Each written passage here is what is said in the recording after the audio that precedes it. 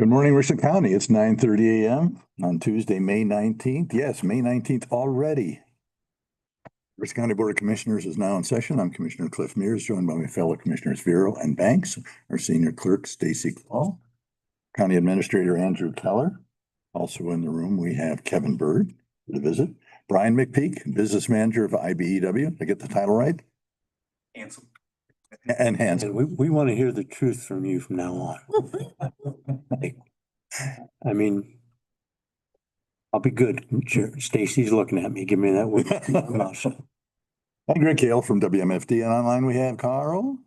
Anybody else? Okay. Well, the first order of business is to turn the show over to our EMA Director, Sarah Potes, who's going to talk to us about emergency management and the volunteer insurance is the first item on the agenda. The volunteer insurance, we do that every year, and basically it just provides a little bit more coverage for our volunteers if they're out in the public doing any kind of work for us. They have to be actively volunteering under the approval of the EMA. If they would get injured in some type of way, though, while they're volunteering, it provides a little bit of extra coverage for them. So it's something that we talked to risk management about, and we feel like it just provides a little extra security for us, and it's not terribly expensive. So we've decided to continue it again this year. And it's about 900 to 1,000 cheaper than what we budgeted for. I called you about that yesterday and looked at your budget. Yes, I apologize about that. I think I was looking at the previous years because we had it reduced based upon the number of volunteers that we had active. And I don't think that had been looked at in some time, and we were paying for more volunteers than we actually have. So we forgot to adjust it in our budget request for last year. She's padding her budget to $900. Gotta watch her. If you look back a few years ago, we were paying almost $1,200 for it. How many volunteers do you have roughly? Well, I know they come and go. on paper, around 20 to 25. These under the umbrella of the LEPC? They're under the CERT team, the Community Emergency Response. Motion to approve. Second. Commissioner Mears? Yes. Commissioner Banks? Yes. Commissioner Vero? Yes. Okay, Sarah, let's talk about the hazard mitigation plan. Our hazard mitigation plan, it is renewed every 5 years. And that plan keeps us eligible for any potential grant funding through FEMA under the BRIC grants. And again, we're required to renew it every 5 years. We don't know, what type of funding might be eligible in the future, but it's always a good idea to keep that up to date. And we were able to secure one of the last grants because FEMA is no longer offering funding, at least at this time, for the actual plan development itself. So we were able to get one of those last grants to help us secure the contractor to update the plan. We brought in all the municipalities and several of the townships, and then many of our partners in the county, Soil and Water, the engineer's office, the health department, some of the fire departments, law enforcement, to get their opinions on what's the greatest hazards and threats to our county. So we appreciate everyone's partnership in helping us develop the plan. Everyone's opinions matter. And again, we do have to have every municipality and jurisdiction's input as part of the plan. And also, it's a good idea to have the mitigation plan not just to bring everyone together for community relations, but as we prepare for any type of potential disaster or incident, having the knowledge of the risk in our county, it's just a great tool to help us be prepared. Okay, we have before for a resolution to approve the hazard mitigation plan. Could I have a motion? So moved. Second. Commissioner Mears? Yes. Commissioner Banks? Yes. Commissioner Vero? Yes. And Sarah, before you take off, let's ask if there's any questions from the media. Greg first. Yes, Sarah, talk a little bit about this weather season. I mean, we've had significant amounts of rain. I mean, I think Belleville's flooded twice this year already. So talk about that portion and being prepared for severe weather, among other things. It's been interesting, this spring season so far with, as you said, the amount of rainfall that we've had. We recently met with some of our partners for what we are calling the Mohican watershed area. We met with, Ashland County EMA, Knox County EMA, Holmes County EMA, and, Ohio EMA was involved in that too, and ODNR and several other agencies. We had a meeting for the first responders, and the focus was on campgrounds because of what happened in Texas last year due to the flash flooding. So we had several meetings for that over the past couple of months. And we are going to continue to try to focus to reach out to the campgrounds and other areas that might have people coming in for tourism in the county, because if people are here visiting, they may not know, where the flood prone areas are, or they may not know where they need to go if there is some type of weather event. So we're trying to focus on that, and again, meeting with the different first responders. And I'm working with a couple of the first responders, the fire departments right now, to try to reach out to some of the campgrounds that didn't come to our meetings to see if they have emergency plans in place, evacuation routes, those types of things. But we are always focused on raising community awareness in our county, especially about weather, how to be prepared. And that's one of our main goals, is just community awareness. And we ask everyone to have multiple types of weather alerts.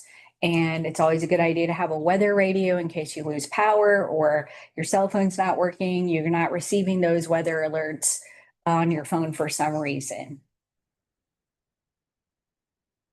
Okay, that it, Greg?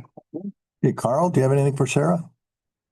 If we go back for a second, just real quick to the insurance, when you're talking about insurance for volunteers, I'm assuming, and I hate to do that, you're talking health insurance, or is this also liability insurance? No, it's kind of like the way I understand. Liability, Carl. Yeah, It is liability? It is not health insurance. yes. Okay. So Tony, that would be if something happens that a volunteer is out doing something and something unforeseen happens, there's protection for the county. And I assumed it was that because I heard risk management involved. That would be correct. Okay. On the hazard mitigation plan, I'm just curious, Sarah, when you talk about that you've identified, what are the biggest hazards facing the county? What are the top three that you've identified in the plan?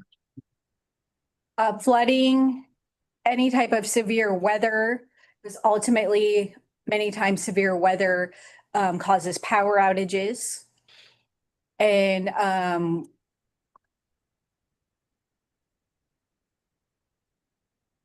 I apologize, I can't remember what the third one was off the top of my head. But we have identified, again, severe weather of any kind, whether that be tornadoes, thunderstorms, winter weather, droughts, and the flooding is a big deal. Complex coordinated events that most typically is thought of as like an active shooter event, something that we never want to think about, and it traditionally was not put in the mitigation plans historically, but unfortunately, due to changing times, many counties are starting to put that into their plans. Traditionally, again, it's always been usually natural disasters usually, or man-made events like hazmat spills and those types of things. Carl, I can send you the list when I get back to my office of the exact hazards in our county. And it is a little bit different for each jurisdiction as well, each municipality. For Shelby, their number one absolutely was flooding. But it does vary a little bit by municipality, but we also have the top ones for the county as well. Would appreciate that. I know with what happened in East Palestine a few years ago, are train derailments something, given the amount of train traffic that goes through our county, is that something that's still relatively high on the list? That would fall under the firefighting or the hazmat portion of it, but that is one of the top ones for our county as well, yes. And our LEPC team, that's the Local Emergency Planning Committee. We have to do a hazmat related exercise every year. So that is always something that we look at too. And a few years ago, we did involve one of our exercises around derailment. Okay, well, that's what I had. Thank you very much. I look forward to seeing that email from you, Sarah. Thank you. I'll send it out to you and to Greg when I get back to the office. Okay, any other questions for Sarah? Sarah, thank you very much. Thank you. Thank you for everyone, the commissioners and everybody else in our community for supporting the mitigation plan and for your partnerships. Move on to the other agenda items. Brian, you're here in the interest of your time. Do you have anything you want to say to address the? Really, I just came up. Okay. Mark Tony did great back. But while you guys are talking, I kind of, was thinking, you guys get a lot of heat with decisions, especially with development and stuff. And like I've said for a long time, I think you guys do your very best to make the best decision for our community.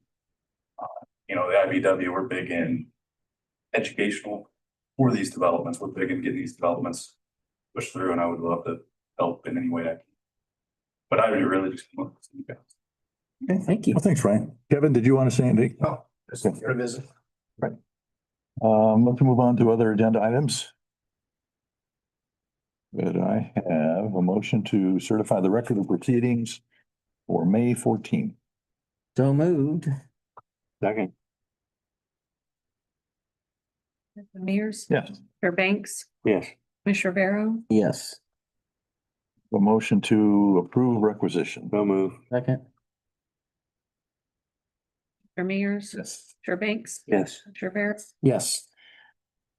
We had a resolution on May 12th to authorize advertising for the Dayspring Generator Project. I'll be asking for a motion to rescind resolution since the OPWC funding had not yet come in. Have that motion. So move. Second to rescind a motion, which the newspaper publication already went out. Commissioner Mears, Yes. Commissioner Banks, Yes. Commissioner Vero. Yes. Well, since we're on the rescinding topic, let's rescind something else. Let's rescind a resolution of May 14th to hire the YFC director who actually turned down our offer of $30.99. So moved. Second. Commissioner Mears, Yes. Commissioner Banks, Yes. Commissioner Vero. Yes. And Josh and Maintenance needs some parts. Could I have a motion to accept for various parts to the tune of $6,896? I gave you a revised one. It's lower. That one. Oh. Hey. On the agenda. Yeah, I do have the correct quote. Yeah, $6,500.78. Thank you. Well, I'll make that motion then. Second. Save $400. Commissioner Mears, Yes. Banks. Yes. Commissioner Vero. Yes. Okay. And unfortunately, we have a spring employee who has resigned. Could I have a motion to accept that resignation? So moved. Second. Commissioner Mears, Yes. Commissioner Banks, Commissioner Vero. Yes. And we have a quote from Dell for 2 new laptops, one for me, for Commissioner Vero. I don't think I need one. I'm happy with what I've got. So I'd like to amend that. Look at that, saving money for the public. Yeah. Election season's already over, man. There's- Well, I talked to IT, I talked to Matt, and I said, what the new one gonna do that what I've got doesn't do? And he said, nothing, really, it's gonna do, and mine's fast, doesn't lock up, I have no problems with it, I travel with it, it's good. So I'd like to amend that motion to make it half of $5,112, which would be what? Go to $2,612, I think. So move for one laptop and the taxpayers thank Cliff for his fiscal conservatism. Second. Mears, Yes. Banks, Yes. Rivera. Yes. Greg, questions on anything? No, Okay. Carl, do you have any questions before we go into recess for the prosecutor? Yeah, since I did report about the YFC director, I'm just curious. This is someone, Ashley Lettingham, who went through the process of speaking to everybody, interviewing with all the different boards that make up the Youth and Family Council. Are you disappointed that this was the ultimate recommendation and that this came to you guys and you made the hire? I don't remember something like this coming to this level and then being accepted and then rejected basically within hours. I guess I would like to get a response from you guys into that process. I'll let you speak to that, Daryl. So, Okay, yeah, I was on the entire hiring process and yes, we're disappointed to have to start all over again or we're meeting this afternoon, few people from the Committee of Youth and Family Council who is assigned to do the hiring and we're meeting a few of us to discuss what the procedure will be moving forward. from my perspective, Carl, I was disappointed and very surprised. I thought we offered a competitive wage. And wage was the reason given. The refusal on acceptance. Did Ashley not know what the job paid at the time she accepted it, I guess? She knew.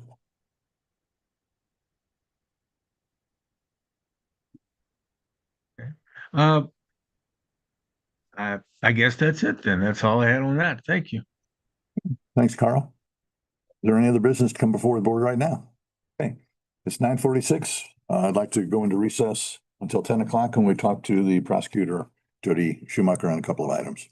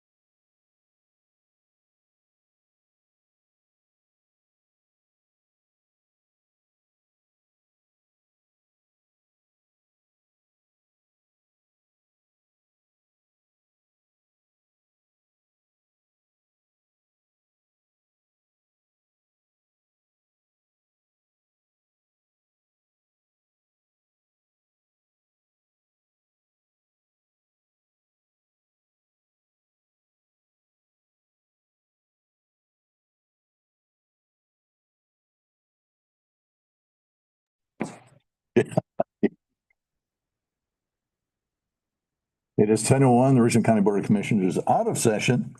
Before we get into our business, we have a whole room full of talent here. So for the record, I'd like to go around the room and introduce yourselves and your name and what you're associated with. So we'll start with you, gentlemen. Go ahead. No, not Brian. Martin. Not you. Yes, Brian. Yeah. Martin Newman, I'm Assistant Prosecutor. David Madden, Deputy Law Director for the City of Mansfield.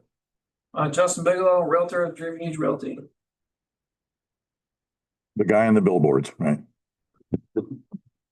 Holly McCauley, Chief Secretary at Mansfield Police Department. Jason Bauman, Chief of Police. Mike Napier, Assistant Chief. Okay.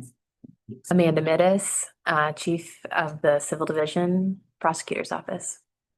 Jody Schumacher, Richland County Prosecutor. We'll handle the first one, the quick one first.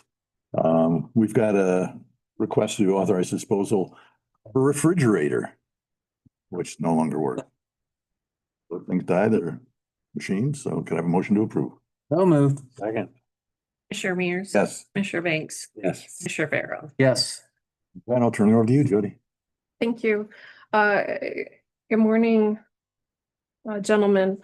We are here today to discuss the sale disposal of property located at 1214 Bechtel Road.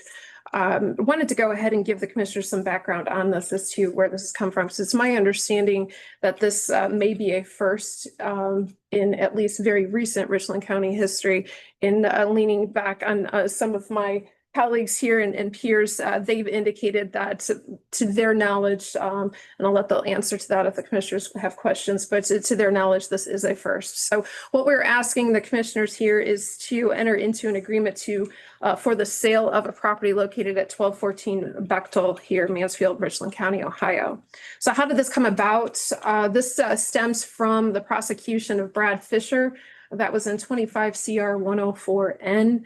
That stemmed from a multi-agency investigation, drug investigation, dating back to January of 2025. At the time of that investigation, there was some seizures, some search warrants that were executed that resulted in substantial quantities of drugs, significant evidence of drug trafficking, as well as the seizure of certain property to include money, U.S. currency, as well as vehicles. And then that's the subject of today's discussion, 1214 Bechtel Avenue, the realty there, located there.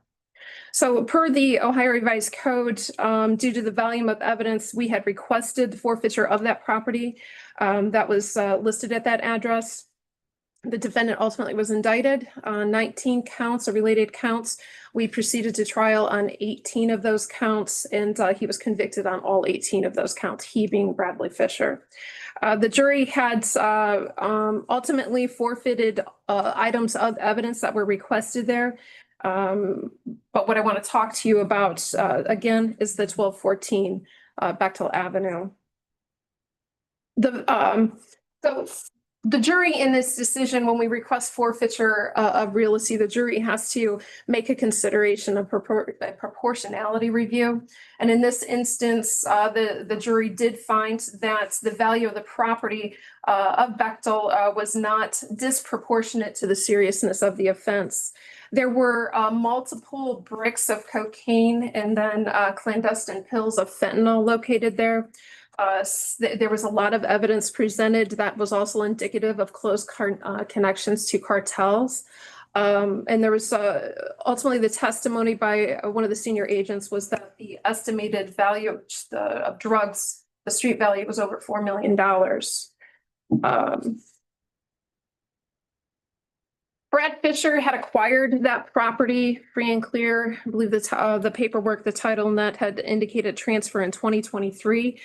We can look at that if the commissioners would like. I do have those documents with me. He had bought that for $17,000. He owned it outright. There were no liens upon searching that property history there.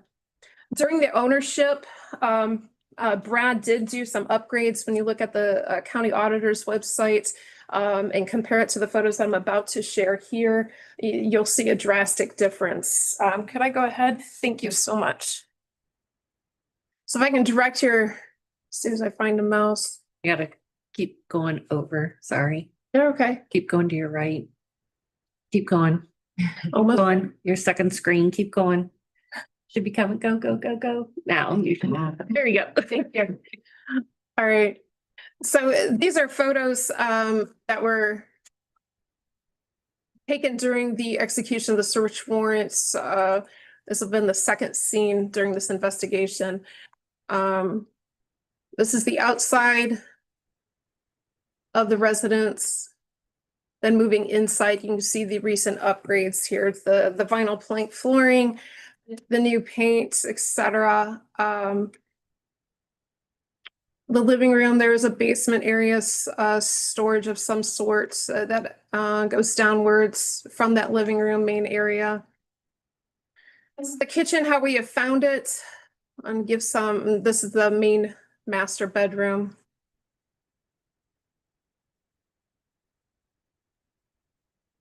This is some of the evidence that we located demonstrating the manufacturing and trafficking of drugs. And these were small quantities in that last picture.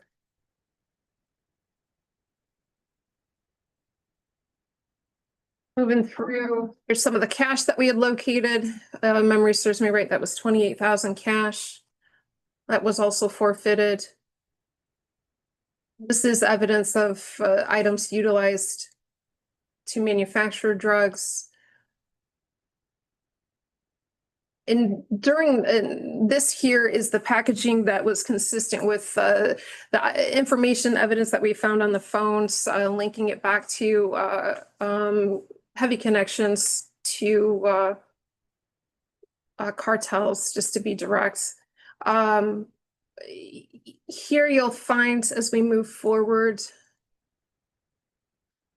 the greater quantities were located outside the property. These were some of the bricks located. There was more pills located under the stairs, fentanyl. There were several bricks underneath these leaves here.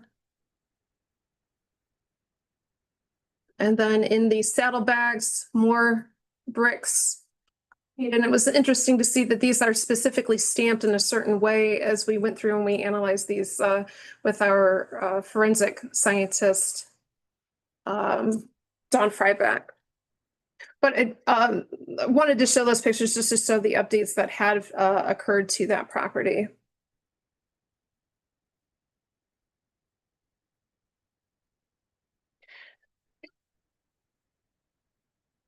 So we don't believe, all of that to say, we don't believe that there's any issue regarding proportionality, the seriousness of the offense as compared to the value of the property. When you get down to the deed information,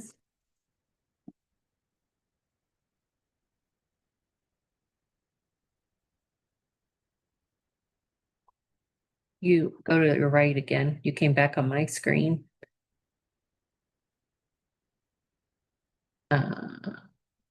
Okay.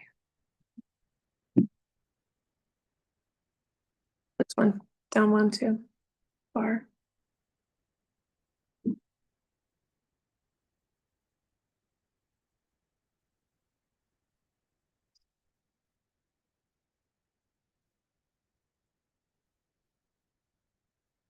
The most recent value that we had demonstrates, this is just the estimate from the county here, was approximately 50,000. It doesn't necessarily, I don't know how much we can lean on that, but just to give perspective, when you slide down here to the conveyance and the transfer, you can see that he had purchased this for 17,000 cash. Sorry, I went too far here. There you go, is the transfer.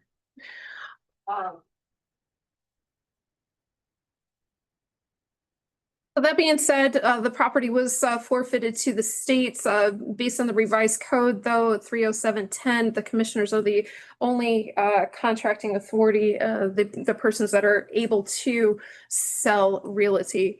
The prosecutor's office doesn't have any governmental reason or basis to maintain that property, keep that property. I don't believe the commissioners have any. On a satellite office? I'm sorry? It's not big enough. Light office. It's not big enough. But thank you for that idea, sir. I don't know that the commissioners have any reason to maintain that property for any type of governmental interest. So therefore, we got to follow the parameters of 30710 within the revised code for the outline, or that outlines the procedure and sale.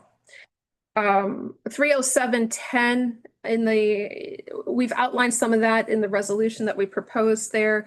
But it states that the commissioners can sell this property by public auction, and you have to list it for 30 days.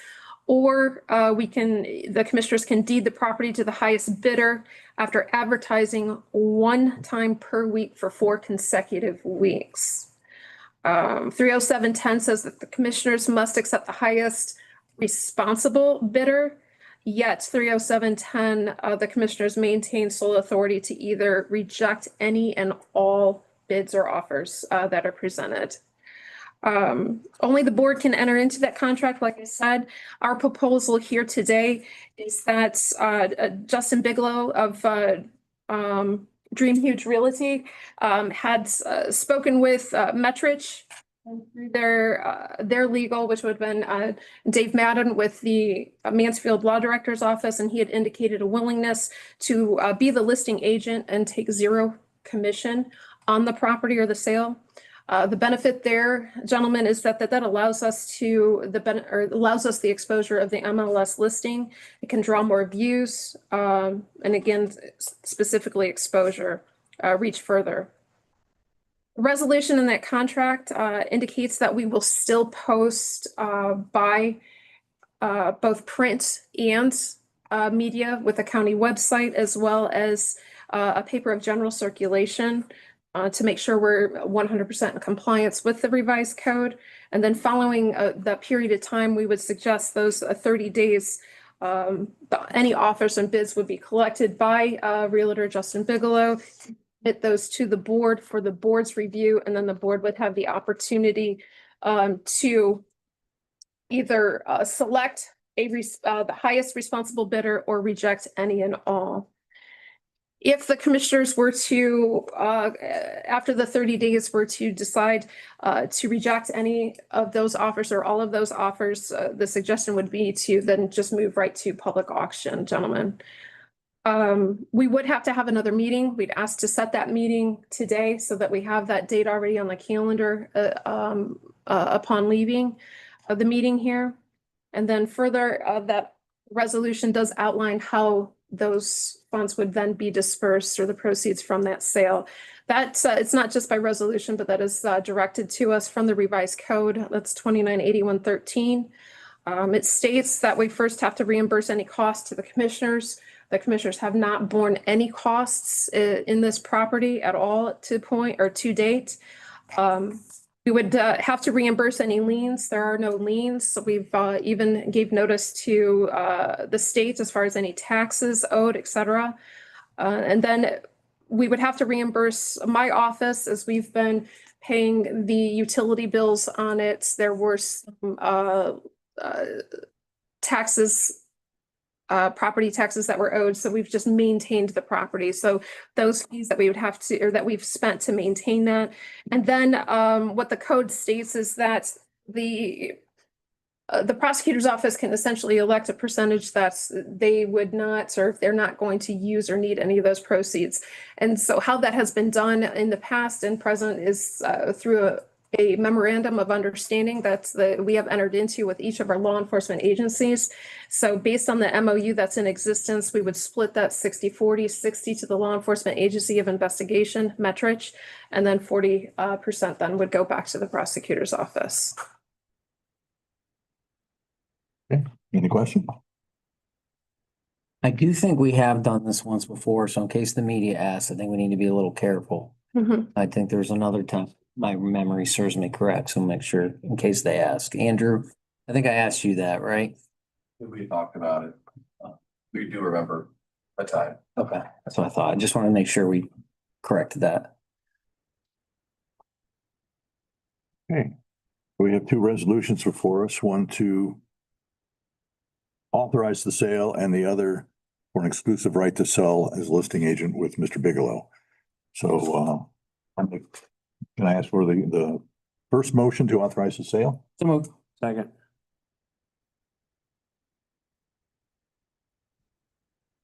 Mr. Mears, Yes. Banks, Yes.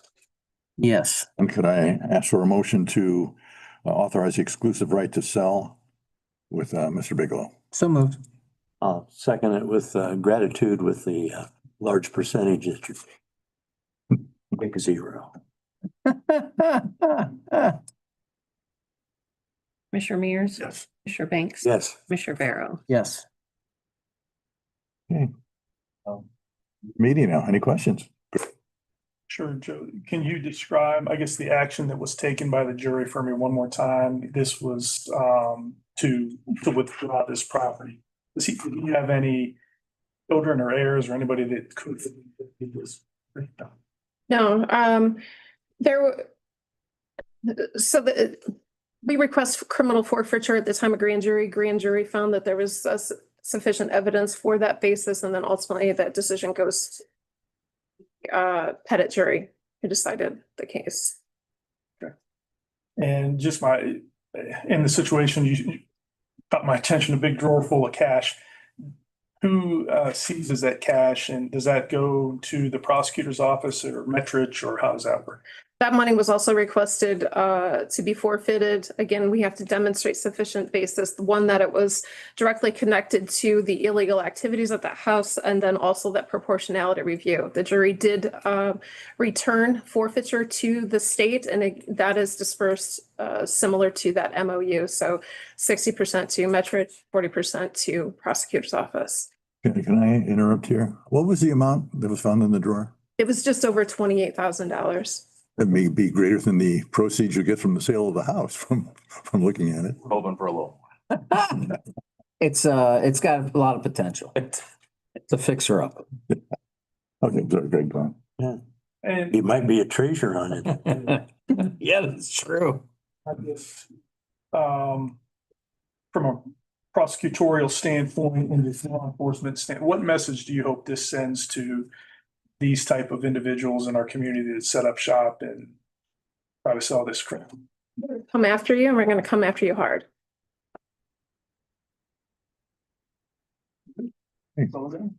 Carl, do you have any questions for our assemblage here? Yeah, just a couple. Jody, was that house being lived in, or was it simply being used as a manufacturing site at the time that Mr. Fisher was apprehended? There's evidence that he was actually residing there, Carl. I know at the time, I think he had an address somewhere out in Madison Township or somewhere down by Lucas, so I wasn't sure. He, that's not uncommon in the drug trade, but we knew him to be living there. Again, this was a long serving investigation, multi-agencies involved. We knew him to be residing there. And I know at the time of the car stop that led to, and that ultimately led to his arrest, I think everybody was calling this I think it was Judge Naumoff called it the biggest bust in the history of Metrich. And I don't know whether you or Chief Baumann want to address the size and scope of this particular drug bust.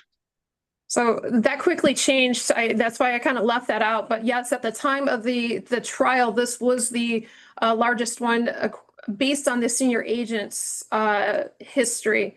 That was his recollection. That quickly changed within a month of that finding. And since that time, I think we've even surpassed that second bust. So it's been a productive year in 2026. Metrich and our local law enforcement have been extremely busy with great serving the community of Richland County.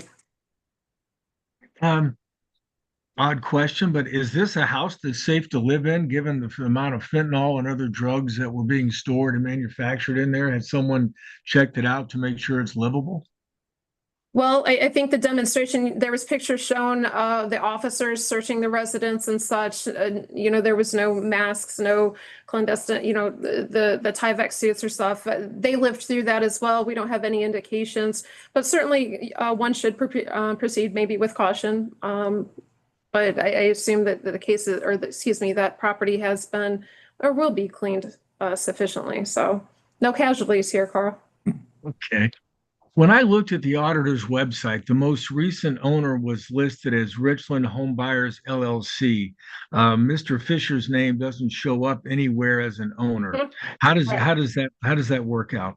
He was operating his own LLC. When we went back traced back the Richland Home Buyers LLC from the Secretary of State's office. He was listed there as their agent. That's his LLC.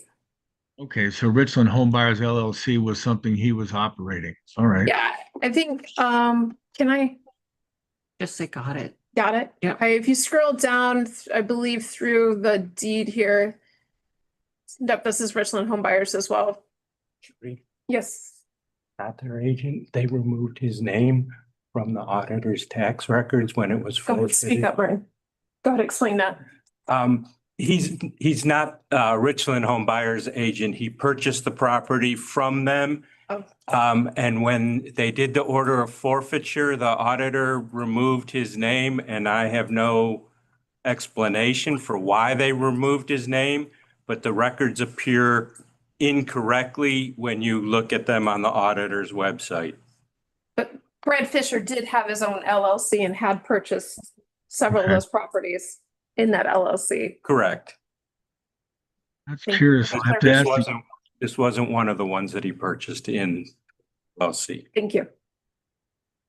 Okay, that's curious. I'll have to ask the auditor. I don't remember that a public record being so addressed that way. That's an interesting observation and change. I know that Mr. Fisher's at Noble Correctional Institution now. When he was convicted, I think he got, was it 75 years? So he's not eligible for parole for a long time, it sounds like. Correct. I believe he was 33 at the time of conviction. So, and 75 years was the minimum years he has to serve. Is that one of the largest sentences that you can recall locally for someone convicted of drug dealing or manufacturing? I can comment that is a large, a heavy sentence. But honestly, Carl, the cases are running together. I can't speak if that's the largest, Chief, to you. It's up there, yeah. Chief, if I could bother you for a second, I'm glad you survived the basketball game yesterday. Interesting video that I witnessed. But talk about it.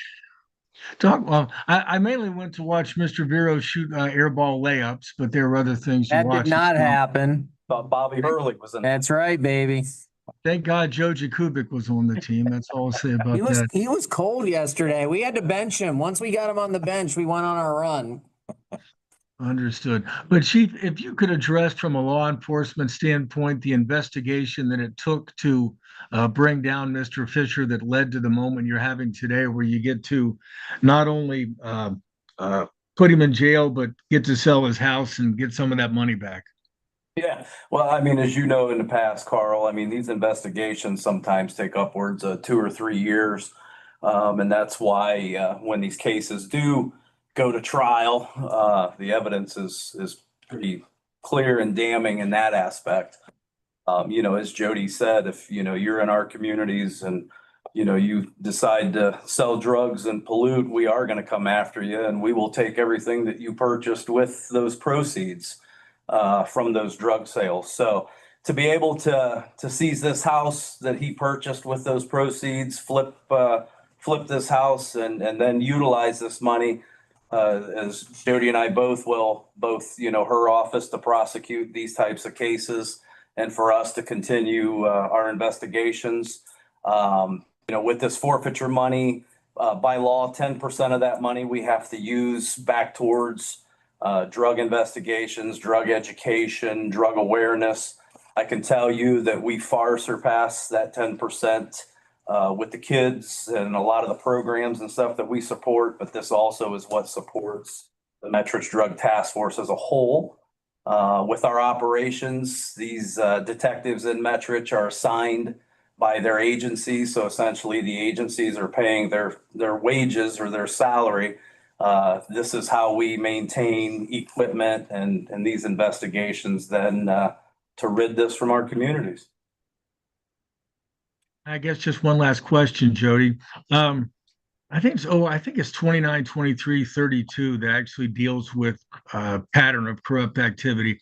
How important is that state law in terms of going after not only drug dealers, but anyone who's engaging in a pattern of corrupt activity that you're able to seize and take property away? RICO is that's the statute that's affectionately known as RICO. It's our equivalent from the feds. That's another tool in our tool belt. But this was not prosecuted, so we're clear under that RICO statute. So we can just demonstrating that there's several different ways to kind of to accomplish that same end goal. RICO actually adds in some additional elements that's some of these high-level operations are able to mask just with technology the way that it is. So we're going to utilize any tool in our tool belt. Okay. Well, that's what I had. Thank you all very much. Okay, thanks, Carl. Would any of our distinguished guests like to say anything, make any comments now that you're all here about this case or anything related? I'd like to thank Jody and all the organizations who are involved in this, and appreciate the hard work and getting this done. And we know you're fighting crime, plenty to fight. We appreciate you guys doing your jobs. You're welcome. Thank you. Ditto. You guys have a tough job. I couldn't do it. I appreciate all the diligence and time and effort and energy it takes to keeping our communities clean. Thank you. Right. Thank you all very much. At this time, I'd like to have a motion to go into executive session. Prosecutor's office. So moved. And for what reason? Oh, for reason of appointment of a public. Thank you. Thank you. Second. Commissioner Mears, Yes. Commissioner Banks. Yes. Commissioner Barrow. Jody, need the mouse to. Yes, ma'am. Off to another meeting. Thank you, John.